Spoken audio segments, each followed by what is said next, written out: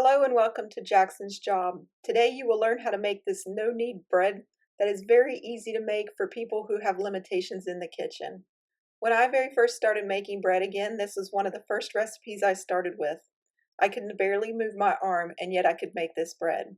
Here are the ingredients you'll need to follow along. They'll also be included below.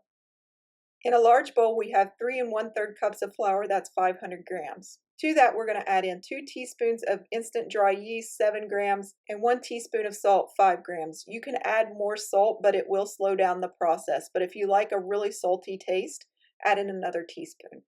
Next, we're going to add in some water, 1 1/3 cups of water, or 320 milliliters. And then we just want to mix this with the back of a spoon until it comes together.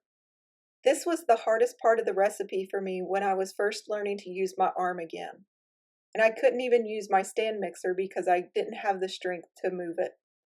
And I wanted fresh baked bread, so I just learned to go slow and steady, and I would end up with a shaggy mess like this.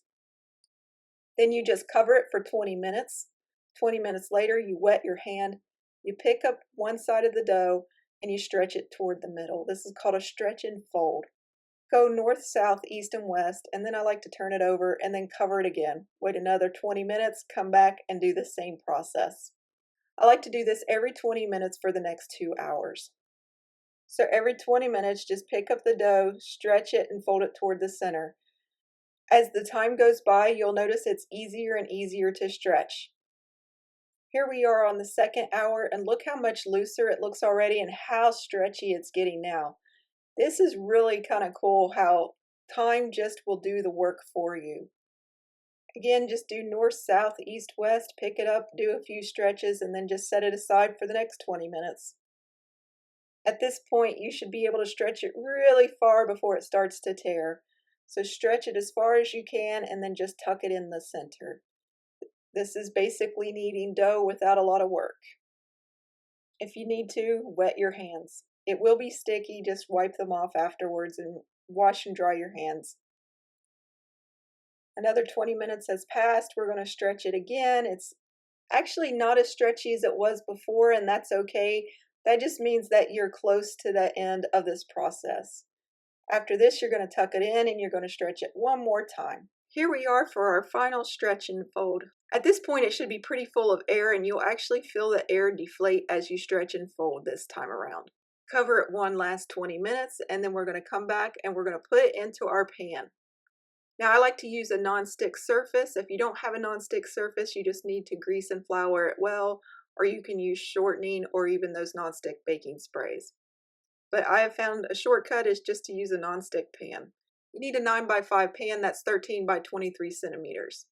Now you just pick up the dough and you deflate it slightly and then you push it into the bottom of the pan. We're not going to shape it or anything. We're just going to cover it and let it rise until it comes up to the lip of the pan. If you wanted to, you could oil the top of your saran wrap, and that way it wouldn't stick to the top of the surface. You want to rise this about 45 minutes to an hour until it doubles in size. After your bread has been rising for 30 minutes, preheat your oven to 450 degrees Fahrenheit or 230 degrees Celsius. Now, after your bread is risen, if you didn't oil the top of your saran wrap, you're going to need to gently remove it. Just get some water and dip your fingers in it and then just gently tease it off of that saran wrap. You could avoid this problem altogether if you would just give it a light spray with some baking spray or some oil. However, when you put some baking spray or oil onto the top of your saran wrap, you can also get this molted look onto the top of your bread. And if you don't like that, then this is how you prevent from getting that look, and you still can remove the saran wrap safely. Just don't pull too hard or you'll collapse the dough. Worst case scenario, if you collapse the dough, just let it sit for another 20 to 30 minutes and it will rise back up. Bake this in your oven 40 to 45 minutes or until it comes out golden brown like this. And then you're just going to tip it out onto a cooling rack and let it cool completely before cutting. It's a funny looking loaf, but it tastes really good and it makes excellent sandwiches. Let's cut into this and see what it looks like. Isn't this just a beautiful piece of bread? Raymond was really excited and he was here watching me make the video.